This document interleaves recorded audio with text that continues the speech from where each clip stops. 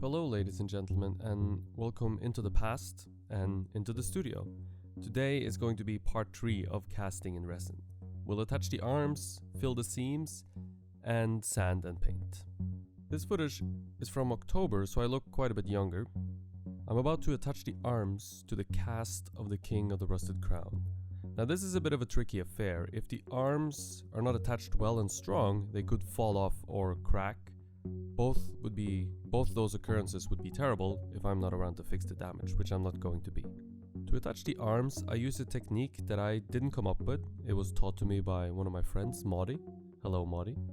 You essentially attach a piece of fiberglass inside whatever part you want to attach, in this case the arms to the body, but you don't wet the part of the fiberglass that hangs outside the arms. Only the part that's inside the arms gets wetted, and therefore it sticks and attaches inside the arms, but with a little dry, actually quite long dry piece of fiberglass hanging out. You have to make sure the resin doesn't run or spill out onto the arms anywhere, as this would be a lot of extra work to remove once it sets up. The resin gets really hard and it really likes to stick to itself. For those unfamiliar, make sure you check out part 1 and 2 to get all the information you need on the materials that I'm using here. I'll leave a link in the description below. And I'm not going to go into what type of material this is again, because it's been covered in other videos that I've done. Once the resin holding the fiberglass pieces inside the arms dries, you're ready to attach the arms to the body. I begin doing this by wetting the inside of the arm hole on the body with resin.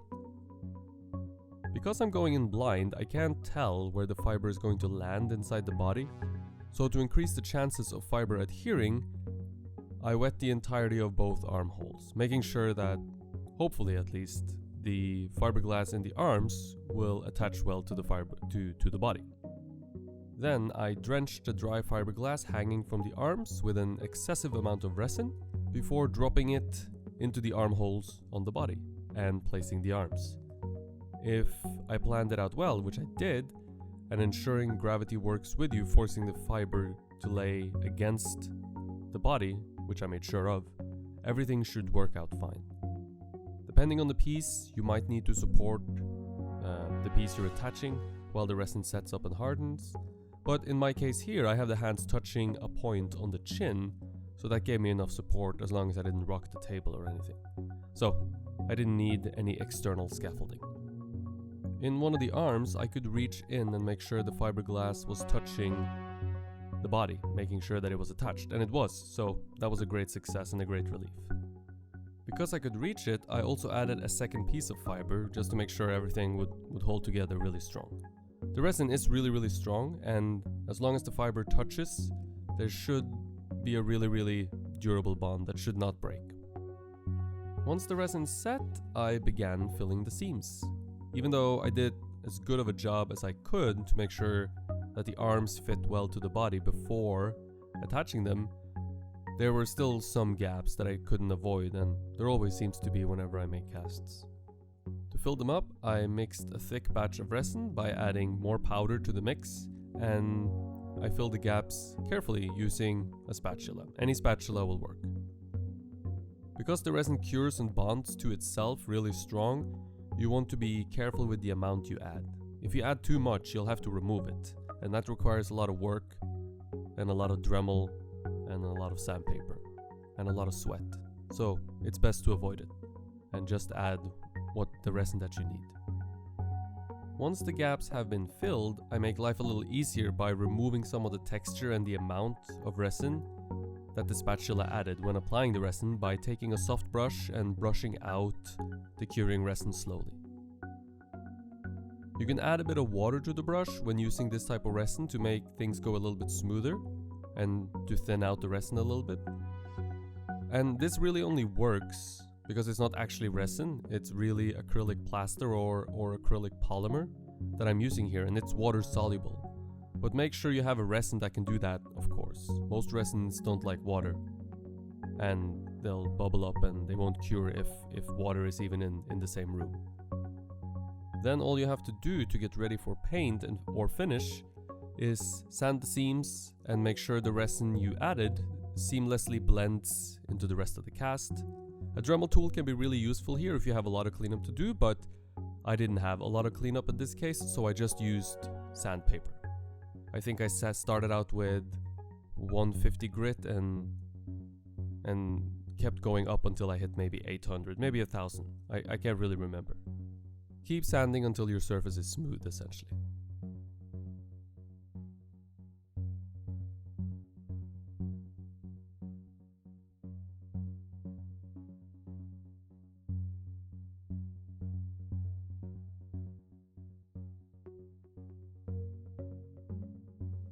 Once you've done that, you should wash your sculpture with water and dishwashing soap to get rid of any leftover oil from the silicone and any oil and grease from your hands while you've been touching it. Once all that's done, you're essentially ready to paint.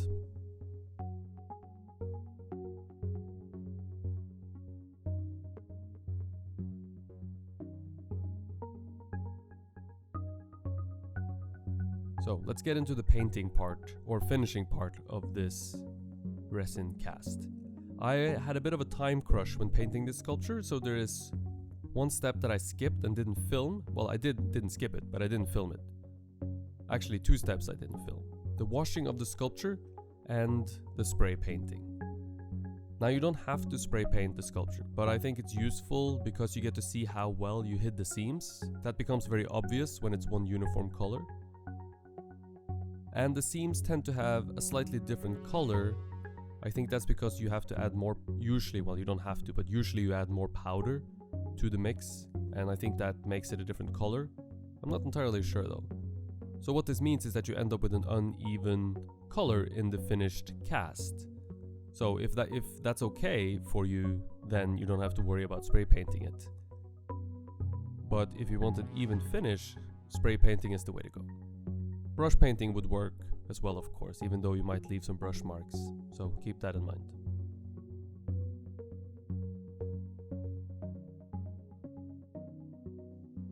I used acrylic spray paint of the beige variety, some Italian brand that was kind of shitty, so I refuse to mention them here. They don't deserve any pop, but any decent spray paint should work fine. Just make sure you follow the instructions on the can and do a little test piece just to make sure you'll get the results you're after. I think I ended up using the full can of paint on this sculpture.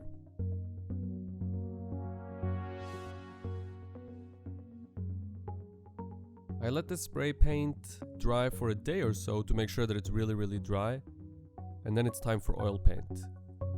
Oil painting on top of acrylic paint is fine as long as the acrylic paint is completely dry.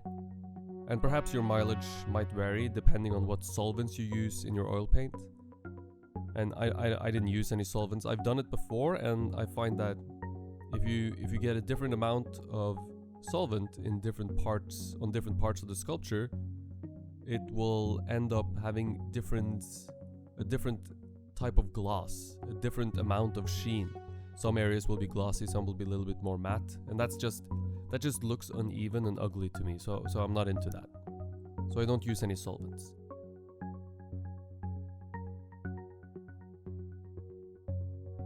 The reason you can put oil paint on top of acrylic is because that acrylic, as long as it's dry, it's not going to do it, like it's not going to change. But oil paint or acrylic on top of oil paint, you're definitely going to have cracks because the oil paint dries very slowly and the acrylic paint will crack.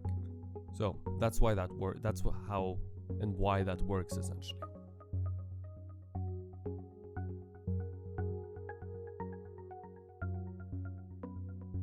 All in all, it's pretty straightforward. I just use a 50-50 mix of black and burnt umber because I didn't want the sculpture to turn too brownish, too yellowish or greenish. So mixing in black kind of desaturates the burnt umber a bit. I apply it with a simple brush in a thin but well covering layer, making sure that I cover every single nook and cranny, and then I just rub out most of it with paper towel. Oil paint then gets stuck in all the creases, creating contrast and showing off the sculpted texture, which I really like. I kind of sculpted that texture on purpose.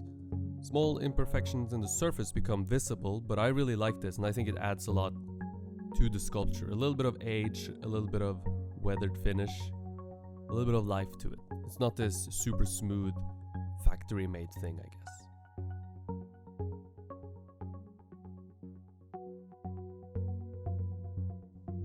You want to make sure there are no gaps or holes in your oil painting layer where resin or spray paint will shine through, because it'll really stick out, you know. It'll look a lot lighter and catch a lot of attention. So take your time, make it perfect, or as perfect as you can.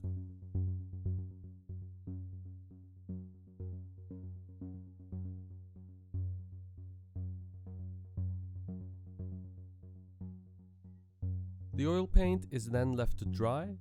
I let it dry for about 4 weeks, I think, in this case, and I did roll the sculpture into the sun outside for a few hours on a hot day to ensure it would be very dry. Drying time will vary on what pigments you use, as they have different drying times. I'm no expert, but I've been told that burnt umber dries very fast. Black does not dry very fast, but if you mix it with burnt umber, it should dry pretty fast, so after 4 weeks, I felt confident that it had dried.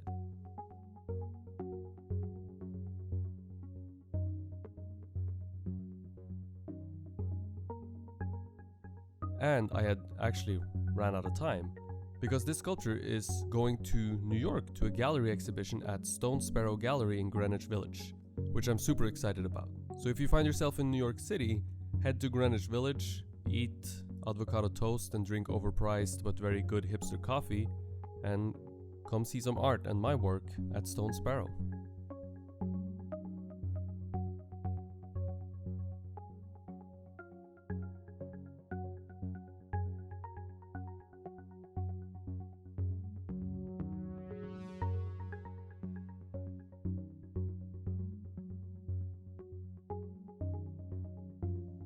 This, I think, is a good time to mention my Patreon page.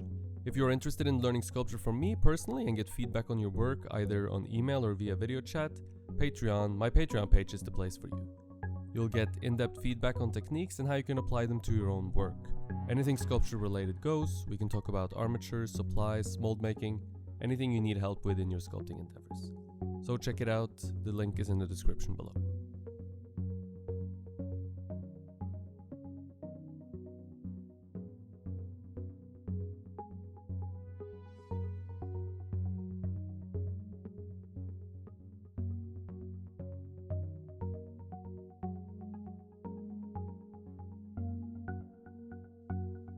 To seal the oil paint and even out the surface sheen, I applied a layer of wax.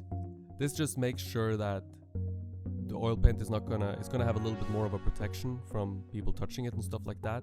And it also ensures that I get an even surface. This is the same type of wax that you would use for bronze, and in Florence it's available in most hardware stores. This variety right here is translucent. There are also brown or black varieties. And you can also mix pigments in to make your own colors. And this type of wax is meant for furniture. It smells really pleasant, kind of like honey in a way. I'm pretty sure it's some sort of natural wax, which is really nice.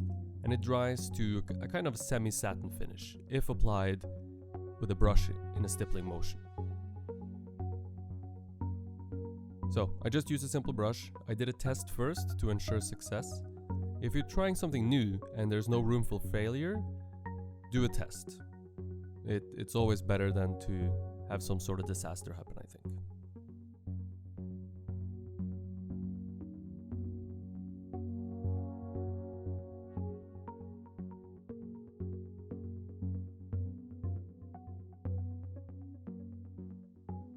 Even though the oil paint was supposed to be dry, just to be safe, I added the wax in a stippling motion to avoid any chances of disturbing the paint job.